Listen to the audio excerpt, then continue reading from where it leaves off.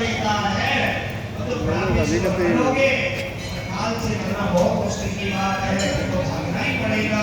काल ने किसी को नहीं छोड़ा है, काल ने सबका त्रास किया है। अल्लाह ने इसे विचार करते हैं और लक्ष्य दिखाई और इसे भागवत में धर्मपुर कहते हैं, शुद्ध भाषा में धर्मपुर कहते हैं। सारे पता है भागे एक गुफा में घुस गए भगवान। जब उसको तो सो रहे थे भगवान ने पीठा पर डाला, सतरी जो सत्यवान हार जाओ है वो तुम्हें उठा आंख से अपनी निकली भगवान हो गई। ये कौन है यहाँ सो रहा था उसने जागो बना अपना परिचय बताया। भगवान बोले भैया तुझे दर्शन देने भी काले रंग को मात्र बना के आया था। मौत बंदो बहाना ढूंढती है, भगवान अपने ऊपर कभी नहीं लेता है। अटैक हो गया है कभी नहीं लेता है, मौत बहाने से ही आती है। भगवान ने कहा मुझे यहाँ को मरवाना था, तुम्हें भी दर्शन दे रहा था, इसलिए मुझकुंद ने प्रार्थना की। भगवान अंतर ध्यान हो गए। मुझकुंद ने बाहर आकर देखा तो छोटे छोटे वृक्ष, छोटे छोटे पशु, छोटे छोटे मनुष्य दिखाई दे रहे हैं। मुझकुंद ने सोचा कलयुग आने वाला है, द्वापर का अंत होने जा रहा है, मेरा रहना ठीक नहीं।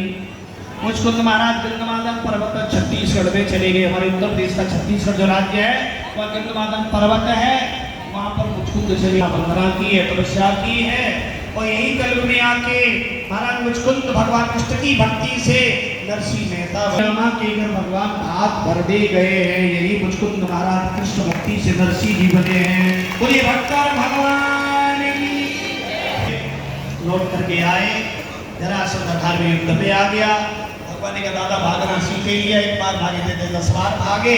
अब भागे बलराम जी का हाथ पकड़ के भागे और जरासंध पीछा कर रहा है। अरे कायर ने 17 बार हारा और तू भाग रहा है, खड़ा रहा। भगवान ने पीछे मुड़ के देख रहे, भागना सीख लिया तो भागी लो। भागते भागते भगवान और बलराम जी का हाथ पकड़ा, लगाई छलांग और समुद्र के अंदर जो टापू पर भगवान भागे हैं। एक नाम भगवान का बड़ा छोड़ रहा है, बड़ा है। बोलिए भगवान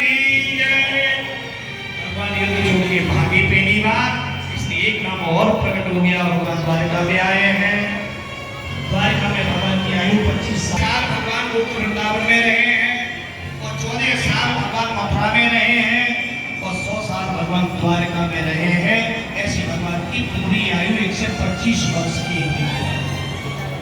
अब यह बलराम जी का विवाह रैवत पुत्र ककुर्मी के लिए रेवती से होता है।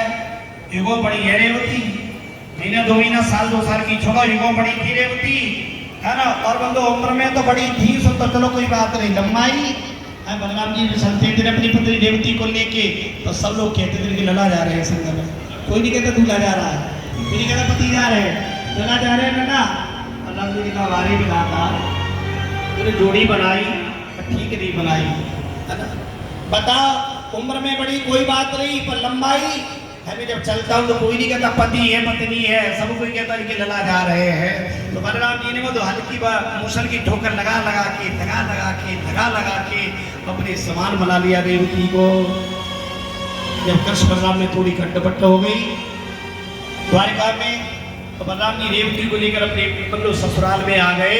ये जो दाऊ जी है ना बलदेव, अपने उत्तर प्रदेश वृंदावन ब्रजभूमि में, वो बलराम जी की ससुराल है, रेवती का पियर है। आपने देखा होगा दाऊ जी में जाके देखा होगा कि बलराम जी अकेले खड़े होंगे और रेवती कोने में अलग